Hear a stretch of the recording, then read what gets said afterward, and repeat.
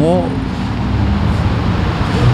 وقتا پیش چنا میگفتن ما بازی میکردیم مثال جایی که یک مولک بازی بود در اونجا یک مولک بازی میکردیم دیگه خیلی چی میگن بالو یخ دا میتازیدیم یخ بازی к جایی در شبیه و کوه ها میرفتیم یخ مولک بازی.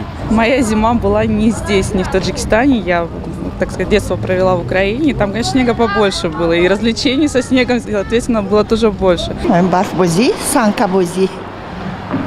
لیژرونی فقط لیژر میدوم چون میکنیم میدویم یا با زدگیم تو این همینجا برف до панов шдагим лингом до هوا мудаган. Снежки играли, да, на горке катались, на санках катались и все. А больше у нас что? В Хаджибигар я, например, не ездила, на лыжах никогда не каталась. Кто-то ездил, а так больше все.